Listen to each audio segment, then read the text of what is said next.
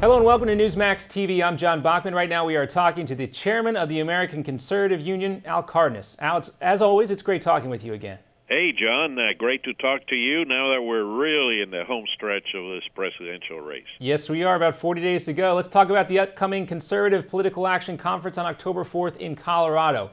Once again, you're putting together another stellar lineup of speakers. Who are you excited about being there?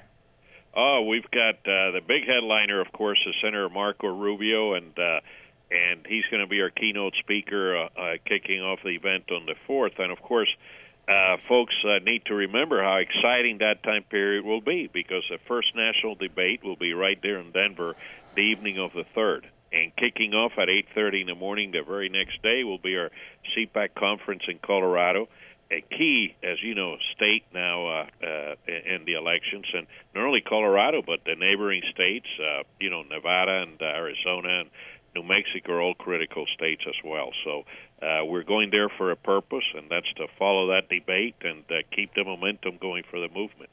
You, of course, talked about how this falls on the first day following that first presidential debate. I know both Congressman Ryan and Governor Romney have been invited to speak. What are some of the key issues, if they do make it to the CPAC in Colorado, what you hope to hear from them as they address the crowd?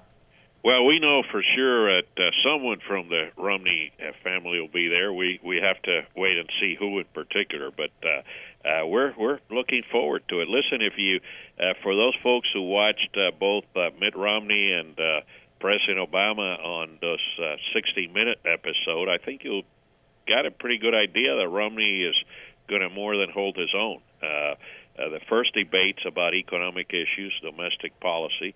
Our forum or our conference, because of that, is heavily laden in that area.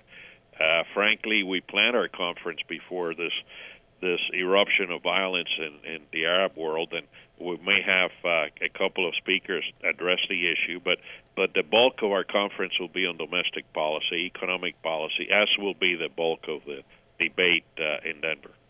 I still think that's probably the most crucial issue to most Americans right now is jobs and the economy. You talked about Colorado as a swing state, and everyone is going to be, of course, it's every state, as you mentioned, around Colorado and all the other swing states are going to be crucial on Election Day. What role do you think CPAC Colorado might play in determining the outcome of the race, particularly in Colorado? Well, look, in a race this close, it's going to be all about turnout.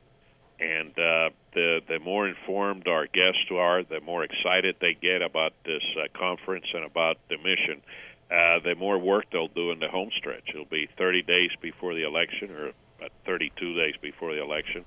Hopefully they'll leave CPAC Colorado excited, talk to fellow volunteers, talk to fellow activists, and get the message out. Because one thing we know for sure is that after a full day of CPAC, the excitement level goes way up. The content level is critical for them. We'll give them a lot more ammunition to fight for and with these last 30 days. You certainly do cram a lot of speakers, top-notch speakers, into that one day, as we saw in Chicago. Now, in terms of the presidential race, Governor Romney has seemed to have fallen behind in just about all these swing states. What do you think he needs to do from here on out to catch up? Well, I agree, but I thought he had a good start on that 60 minutes side by side, and this debate, of course, will be critical. The amazing thing about it is that the whole country's ready for a change. Mitt just needs to show he is the rightful heir to that change. The economic indicators couldn't be worse. 8 million foreclosures in America since this president took office. Only 58% of our workforce is employed, the lowest ever. Our credit rating has been lowered for the first time in our history. You go down every economic indicator, and Americans by 60% or higher realize that things are not well and need a change. And when that's a landscape you're working in, Mitt needs to emphasize that he's a rightful successor to turn things around, and he needs to get the job done. But only he can do that, and he can do that at the debates. Now, we believe that the numbers are close enough so that the candidate who wins the turnout battles in the primaries, in the focal states, will win the election, and that's why we're going out there, and that's to get that turnout going in the right direction. We've got some very good speakers after that. We've got Bobby Jindal. We've got Arthur Davis, the African-American former co-chair of the Obama campaign in '08, coming here, Carly Fiorina from our board, Sam Brownback, many others, and the panels are great. We've got panels, Jobs in Jeopardy, and many others, and folks, John, if you'll allow me, can register at conservative.org.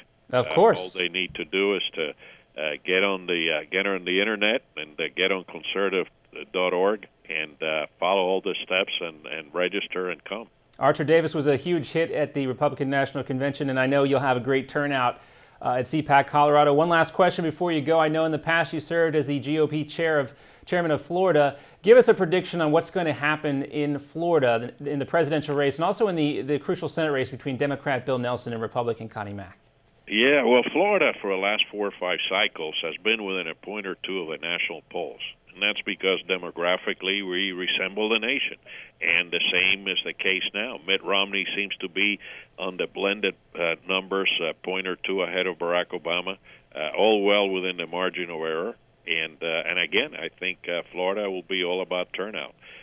Connie Mack's got a bit to go, but he's in a great place. I was just a poll that came out today that showed that the approval rating for Bill Nelson was 36%, probably the lowest of any incumbent in the country. And so, when you've got that kind of, that kind of exposure, and you've got those weaknesses, Connie Mack ought to seize the moment, and he's capable of doing that.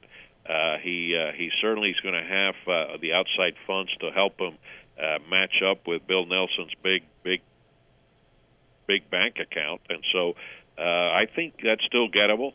Connie's got to move a couple of points in the right direction, but with Bill Nelson's numbers and his vulnerabilities, it's a doable thing. Well, there's still a lot that can happen in just about 6 weeks to go until the election. ACU Chairman Al Cardenas, as always, great talking with you. Hey, John, thank you very much. I hope folks out there come and see us in Colorado.